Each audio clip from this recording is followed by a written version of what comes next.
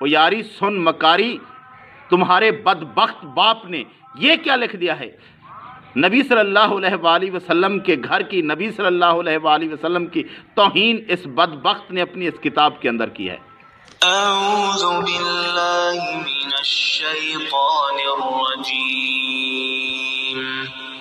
بسم اللہ الرحمن الرحیم۔ شیعہ حضرات ایک کتاب پیش کرتے ہیں، کتاب سلیم بن قیس الہلالی کے نام سے، جو کہ یا اسی شخص نے لکھی ہے یا اس کا اصل راوی جو پہلا راوی ہے ابان بن ابی عیاش، یا اس نے لکھی ہے۔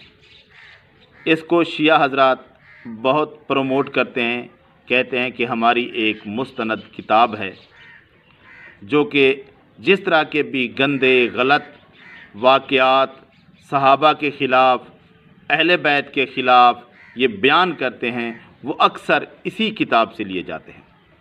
یہ کتاب ان کی شروع کی کتاب ہے۔ کچھ لوگ اس کتاب کو صحیح مانتے ہیں اور کچھ لوگ اس کتاب کو صحیح نہیں مانتے، وہ کہتے ہیں کہ یہ کتاب ثابت نہیں ہے، یہ غلط کتاب ہے۔ اور اس کا اصل لکھنے والا مصنف سلیم بن قیس الہلالی ہے یا ابان بن ابی عیاش ہے۔ بہرحال جس بدبخت نے بھی یہ کتاب لکھی، اللہ اس کا کبھی بھلا نہ کرے، اس نے صحابہ کے خلاف اس کتاب کے اندر بہت گھٹیا زبان استعمال کی ہے، اہل بیت کے خلاف بہت گھٹیا زبان استعمال کی ہے، نبی صلی اللہ علیہ وآلہ وسلم کی غیرت کو للکارا ہے اس بدبخت نے اس کتاب کے اندر۔ اس کتاب میں سے میں کچھ واقعات پہلے بھی بیان کر چکا ہوں، اور کچھ واقعات بلکہ 2 واقعات آج آپ کو سنانا چاہتا ہوں کہ آپ کو پتہ چلے کہ یہ لوگ جن کتابوں کو مانتے ہیں وہ کیسی کتابیں ہیں۔ کیا کوئی مسلمان اس طرح کے عقائد رکھ سکتا ہے؟ کیا کوئی مسلمان سوچ بھی سکتا ہے اس طرح کی باتیں جس طرح کی ان کتابوں کے اندر لکھی ہوئی ہے؟ اور شیعہ ان کتابوں کو اپنانے کا دعویٰ کرتے ہیں۔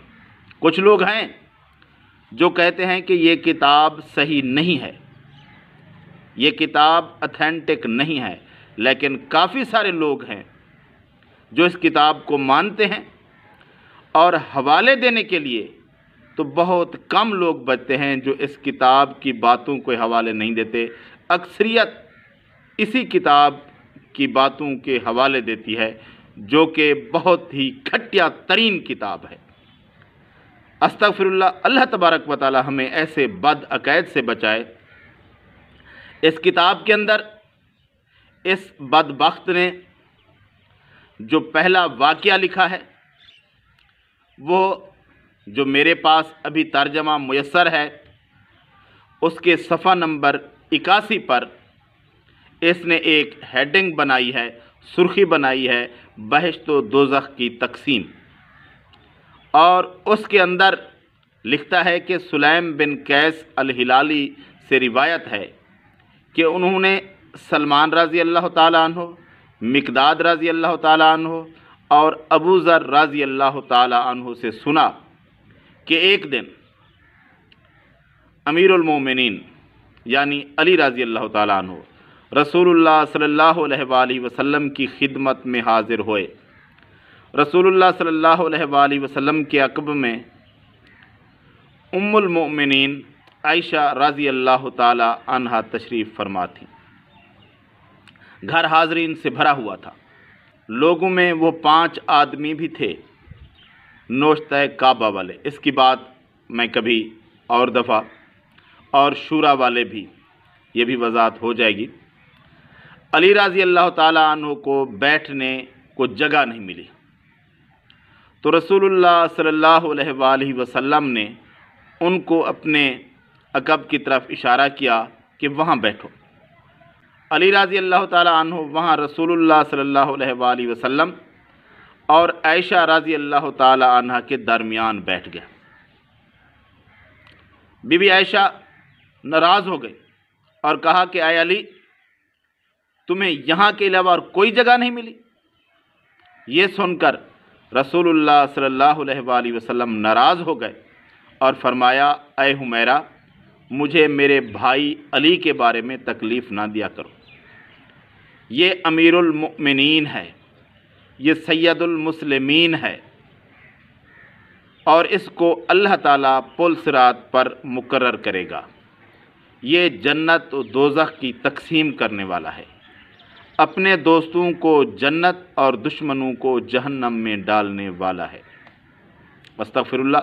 اس کتاب کے اندر، اس روایت کے اندر اس بدبخت نے کیا گل کھلائے کہ نبی صلی اللہ علیہ وآلہ وسلم کے گھرانے کے اندر، گھر کے اندر، حجرہ عائشہ کے اندر بہت سارے لوگ موجود تھے، بیٹھنے کے لیے جگہ نہیں تھی، کھڑے ہوئے تھے۔ علی رضی اللہ تعالیٰ عنہ آئے اور نبی صلی اللہ علیہ وآلہ وسلم نے عائشہ رضی اللہ تعالیٰ عنہ اور اپنے درمیان ان کو بلا کر بٹھایا کہ تم میری بیوی کے ساتھ مل کر بیٹھ جاؤ۔ استغفر اللہ، اللہ کی پناہ۔ ایک طرف ام المؤمنین بیٹھی ہیں، نبی صلی اللہ علیہ وآلہ وسلم کے ساتھ باقی لوگ سارے الگ بیٹھے ہیں۔ نبی صلی اللہ علیہ وآلہ وسلم کی غیرت کو اس بدبخت نے للکارا ہے۔ منحوس شخص کہتا ہے کہ نبی صلی اللہ علیہ وآلہ وسلم نے اپنی بیوی اور اپنے درمیان ملا کر اپنی بیوی کے ساتھ ٹچ کر کے علی رضی اللہ تعالیٰ عنہ کو بٹھا دیا۔ نعوذ باللہ من ذالک۔ ایسے بدبخت لوگ، اللہ کی پناہ ان لوگوں کی گمراہی سے کہ نبی صلی اللہ علیہ وآلہ وسلم کی ذات پر اتنا کیچڑ اچھالتے ہیں اور پھر بھی کہتے ہیں کہ ہم محب رسول ہیں، ہم محب اہل بیت ہیں۔ ایسے بدبخت لوگ، اللہ ان کو کبھی ان کا بھلا نہ کرے۔ استغفر اللہ۔ یہ بدبخت کہتا ہے کہ نبی صلی اللہ علیہ وآلہ وسلم نے عائشہ رضی اللہ تعالیٰ عنہ اور اپنے درمیان میں علی رضی اللہ تعالیٰ عنہ کو بٹھا دیا، اور عائشہ رضی اللہ تعالیٰ عنہ ناراض ہو گئیں اور کہا کہ علی، تمہیں یہی جگہ ملی ہے بیٹھنے کے لیے؟ تو نبی صلی اللہ علیہ وآلہ وسلم عائشہ رضی اللہ تعالیٰ عنہ سے ناراض ہو گئے کہ بیٹھنے دو اپنے ساتھ علی کو۔ خدا کی پناہ ایسے بدبخت لوگوں سے کہ اپنی بیوی سے اللہ کا رسول کہہ رہا ہے کہ عائشہ تم اور علی ایک ساتھ بیٹھ جاؤ، مل کر بیٹھ جاؤ۔ اس جیسے گستاخ دنیا کے اندر، اس مسلک جیسے، اس مذہب جیسے، اس دین جیسے میں نے کسی جگہ نہیں دیکھے جو نبی کے گھر پر اس طرح کی گندی باتیں کرتے ہیں۔ اور پھر کیا کہا؟ نبی صلی اللہ علیہ وآلہ وسلم نے اپنی بیوی کے ساتھ ایک شخص کو بٹھا دیا، بے شک رشتہ دار ہے، لیکن یہ تو نہیں ہے نا نبی صلی اللہ علیہ وآلہ وسلم اپنی بیوی کے ساتھ ٹچ کر کے ملا کر کسی اور شخص کو بٹھا دے۔ استغفر اللہ۔ اور کیا کہا کہ نبی صلی اللہ علیہ وآلہ وسلم عائشہ رضی اللہ تعالیٰ عنہ پر ناراض ہوئے کہ تم میرے بھائی کو تنگ کرتی ہو، اسے تکلیف نہ دو، یہ امیر المؤمنین ہے۔ اور آگے کیا؟ یہ پل صراط پر مقرر کیے جائیں گے علی رضی اللہ تعالیٰ عنہ، اور جنت دوزخ کی تقسیم کرنے والے ہیں۔ جسے چاہے مرضی اپنے دوستوں کو جنت میں بھیجتے رہیں اور جسے چاہے اپنے دشمنوں کو دوزخ میں بھیجتے رہیں۔ یہ تقسیم کرنا کس کا کام ہے؟ جنت دوزخ یہ اللہ تعالیٰ کا کام ہے، نہ کہ کسی انسان کا، کسی نبی کا کام بھی نہیں ہے، جو اس بدبخت نے نبی صلی اللہ علیہ وآلہ وسلم کی طرف منسوب کر کے علی رضی اللہ تعالیٰ عنہ کے ذمہ لگا دیا کہ جنت دوزخ وہ تقسیم کریں گے۔ جنت دوزخ کون تقسیم کرے گا؟ بے شک علی رضی اللہ تعالیٰ عنہ ہمارے نزدیک بہت معتبر ہیں، اہل بیت میں سے ہیں، اصحاب رسول میں سے ہیں، ان کی فضیلت، ان کی شان بہت بلند ہے، لیکن یہ نہیں ہے کہ وہ اللہ تعالیٰ کے اختیارات انہی کے پاس تھے، انہی کے پاس ہیں، قیامت کے دن وہ اللہ تعالیٰ کے اختیارات استعمال کریں گے۔ استغفر اللہ۔